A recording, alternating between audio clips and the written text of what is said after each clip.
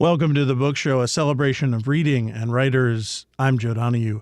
In his newest novel, Buckeye, Patrick Ryan explores the peculiar ways families hold together even as the past threatens to pull them apart. Buckeye orbits around a family whose history is full of unspoken memories and unresolved hurt. Moving between generations and shifting geographies, Ryan explores how we inherit not just our parents' habits and hopes, but their unfinished business. The novel unfolds with moments that illuminate how people learn to love each other imperfectly, sometimes at a great cost. Reviewers have already hailed Buckeye as one of the best novels of 2025. What emerges is a story that captures how time changes us and how, in unexpected ways, it can lead us back towards connection.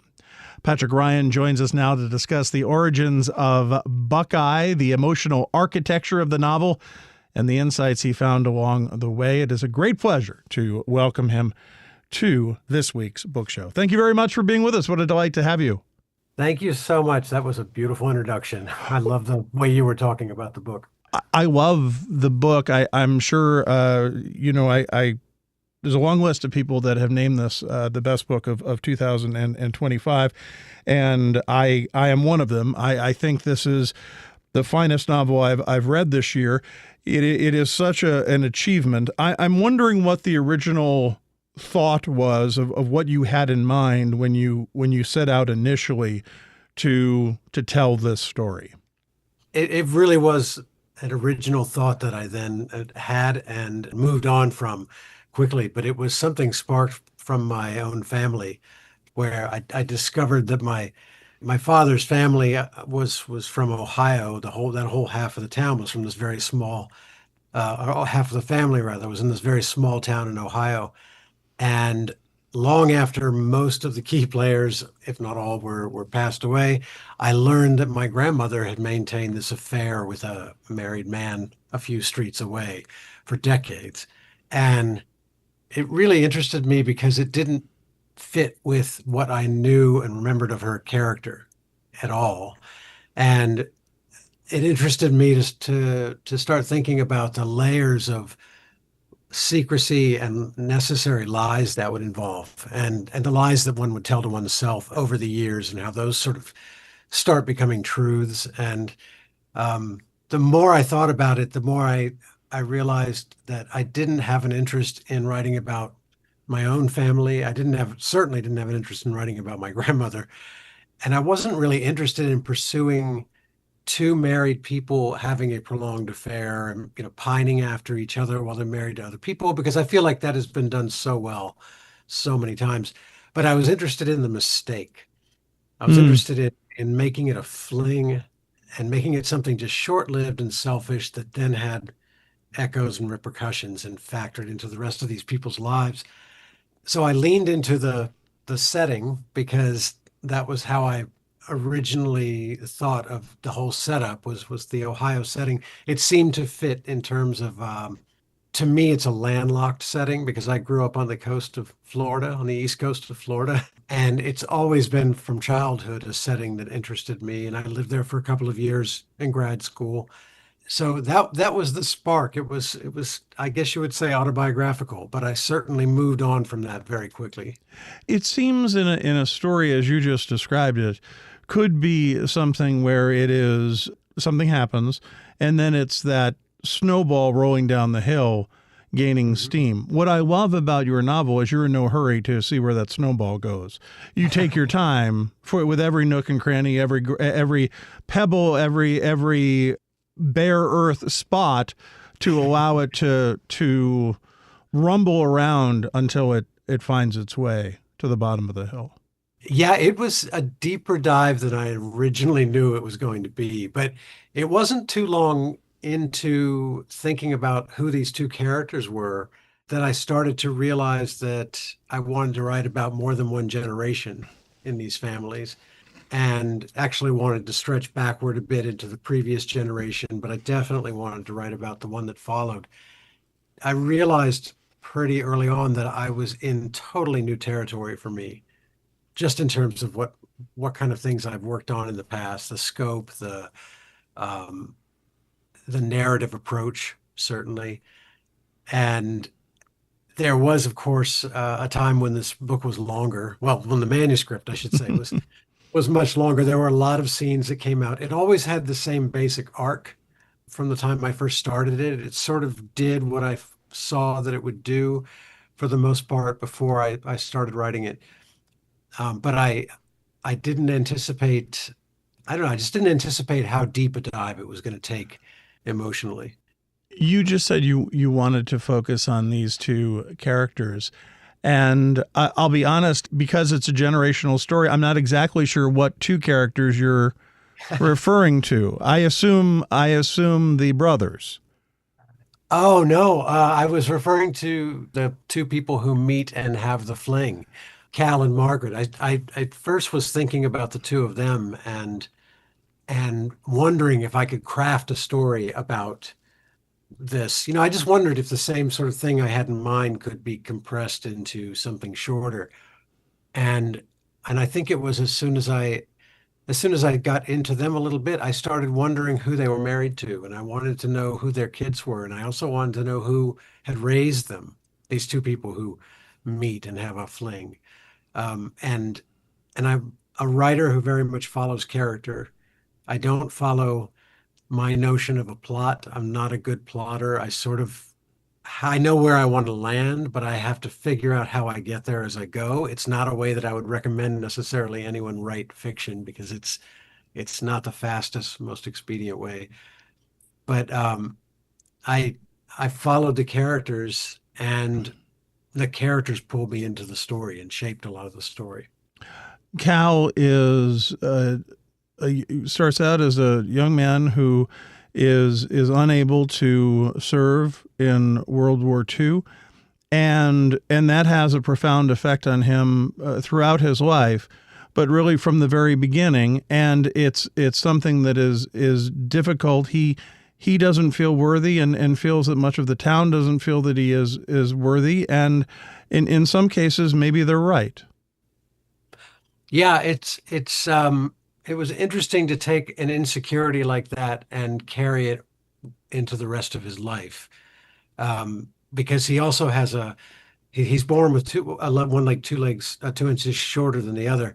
And it is a condition that does affect him in an increasing basis as he gets older. So it's always on his mind, and it's always linked back to this thing that he couldn't serve.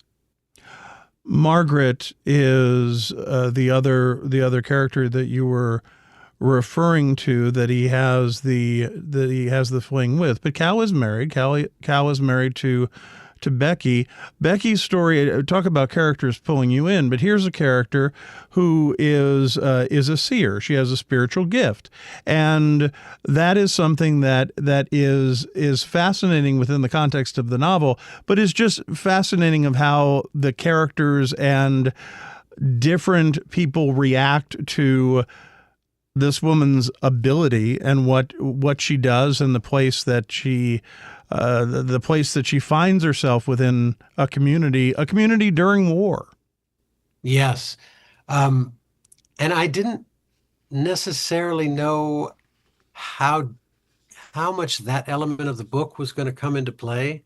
I wanted to give her that ability. I'm really interested in how we think about the dead and how we think about our lost loved ones and how we regard the occasional dream we might have about them and that kind of thing, whether or not we believe in ghosts and or heaven or hell or any of that business. And and so I wanted to give her that ability. I wanted to give her this thing that would make the people in her immediate life kind of look at her sideways and not be able to take too seriously, and how that would be a source of contention, certainly in her marriage. But my very first thought was that she would believe that she could do it, and other people in the other characters would believe that she could do it, but I would never weigh in on whether she could actually do it. And I decided against that because I realized it was just taking this character and setting her up to be a source of amusement for the length of the novel. Um, just something for the other characters, like I was just saying, to kind of look sideways at, a little eye rolly. And I thought, well, she's one of four main characters here, if not six main characters, but there are really four key characters. And I wasn't going to do it to her. So I just thought, well, what would it be like if I just made it real? To And she doesn't understand it. So if she doesn't understand it, I don't understand it. And so I'm not going to explain it. And I didn't know if I could get away with it, but it was certainly interesting to pursue. but because it's real to her and she is able to explain it and explain it in a way that does make sense and connects with people in a what I would refer to as a non-bogus way, that Mhm. it comes off as well-meaning and that she is a very concerned person and feels that she is doing good Yes. in what she is helping people with.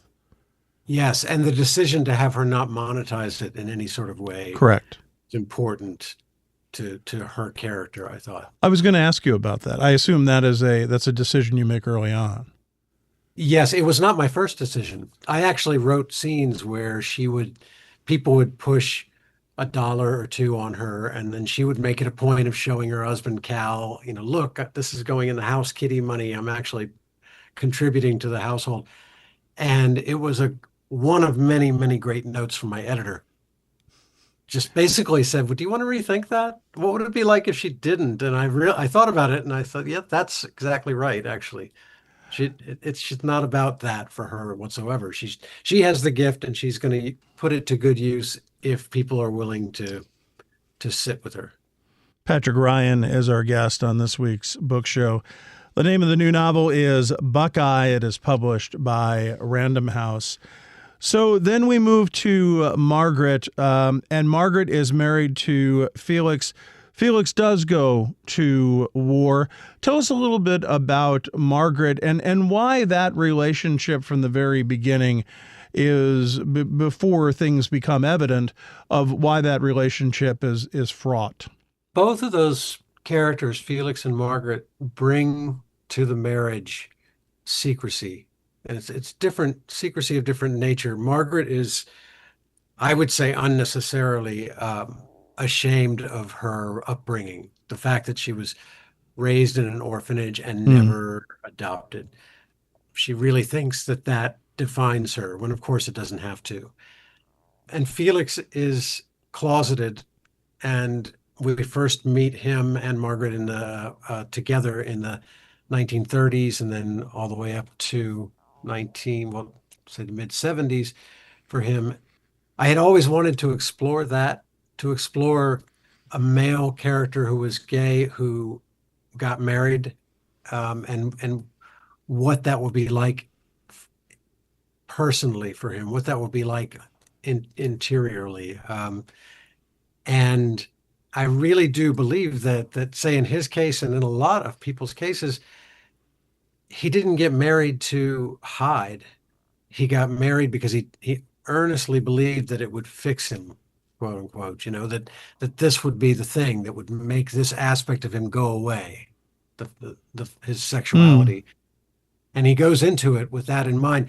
But he, of course, goes into this marriage not telling her so much and actually saying a few lies about a previous engagement. And um, so they both bring pasts. And in fact, the one of the levels of tragedy that I saw in the book that is just implied, I guess, is that they I do believe that these two characters could have opened up to each other from the get-go and made something work if they had approached things that way, but they didn't because it either didn't seem like it was an option or they just weren't mature enough to do that.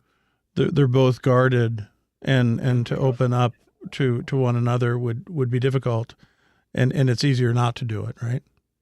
It's easier not to do it, and then but then you get into this thing of time going by, and obviously I'm very interested in the mistake of that fling that Margaret and Cal have, and then these lies that come up that where the, for lack of a better word, the crime of the lie is not just the lie itself, but it becomes the time that it was maintained. What's interesting is that not only is Felix secretive about his sexuality. But while serving, there's very little information that Margaret gets and just doesn't know a lot about what is happening and is wondering what's wrong with her that he isn't sharing and that other people are finding out information that she does not have, like, oh, by the way, the war ended.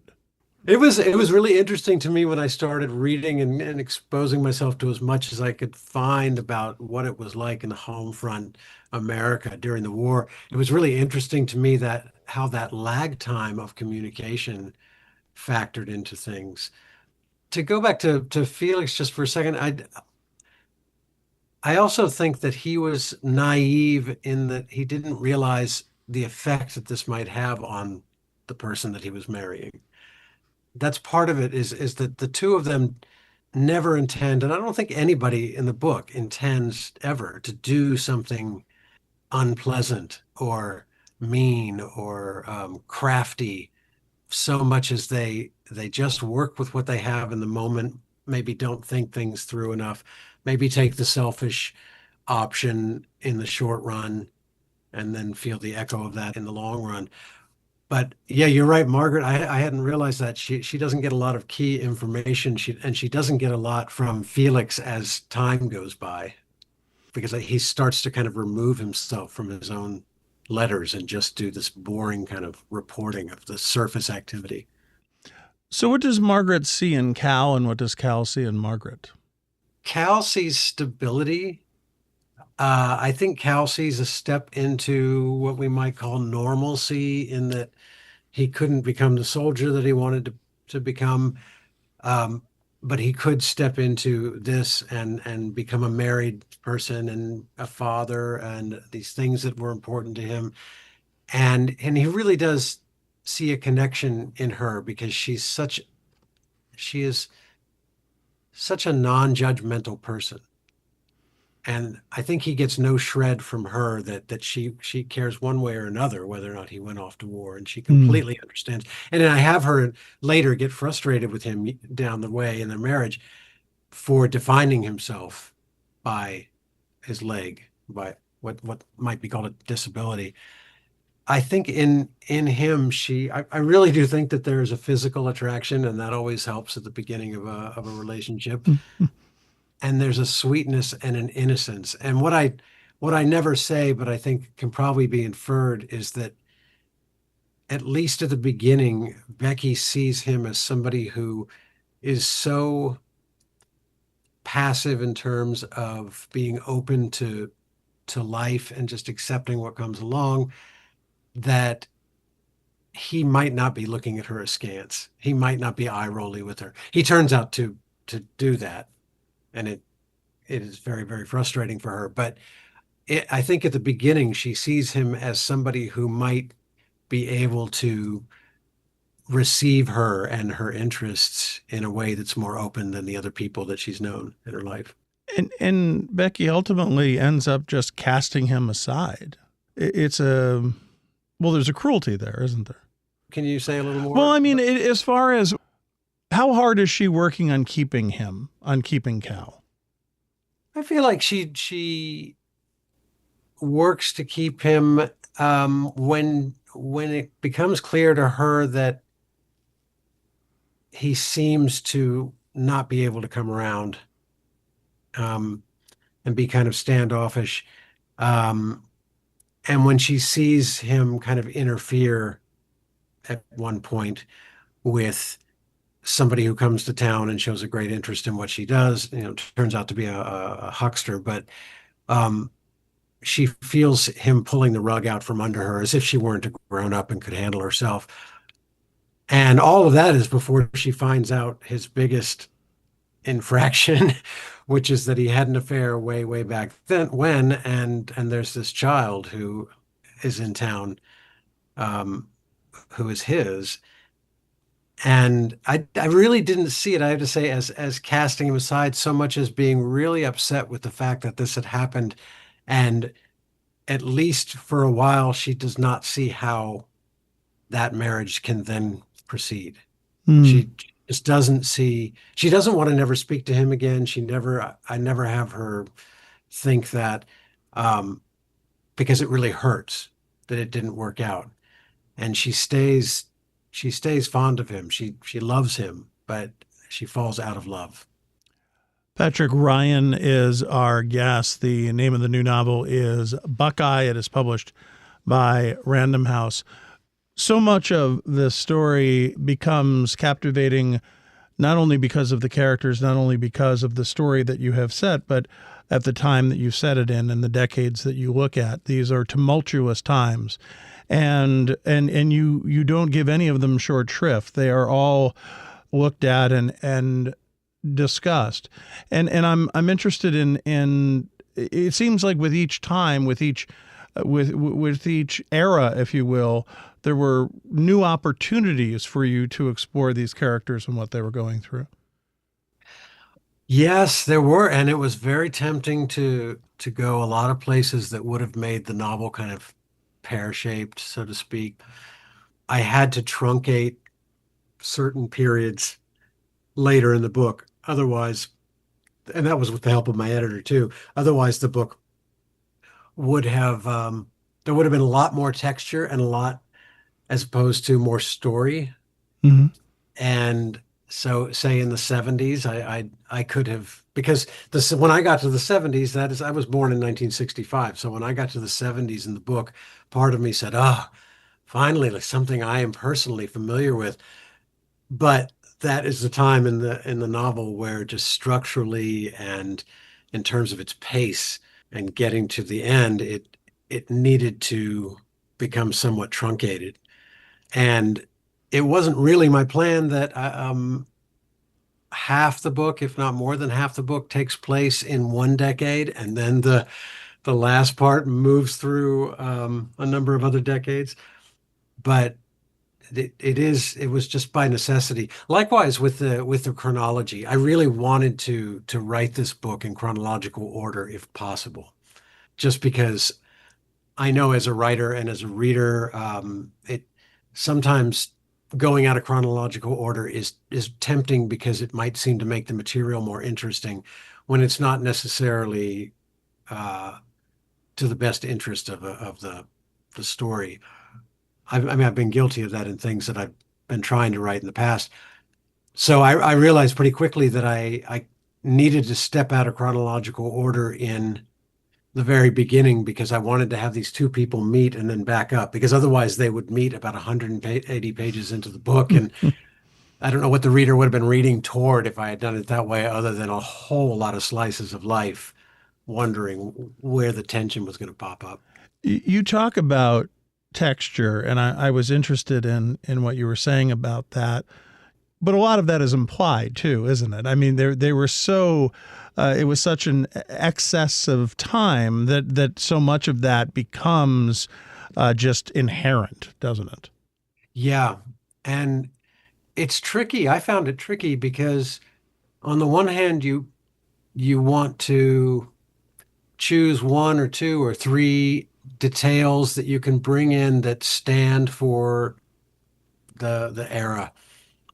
But you also don't want to grab a trope or grab a cliche and toss it out there. And that was the biggest challenge that particular decade. The 70s ended up being the biggest challenge, I think, because of how it was more like instead of giving myself a canvas to paint on, it was more like working with an eyedropper and just giving myself a few little drops of color around what was happening, story-wise. I really get a kick out of the fact that the book is referred to often as historical fiction, and I completely understand why. But to my, like from my end, it's historical just by necessity. And I don't consider myself a historical fiction writer or a researcher. And I really was kind of feeling my way in the dark, or so it seemed to me while I went. But it's always a struggle for a balance, I feel, between just enough information and too much. Did you always know roughly where chronologically you wanted it to end? Yeah, I knew that I wanted to come back to this letter of Becky's, so that meant that gave me the age of the characters at the end.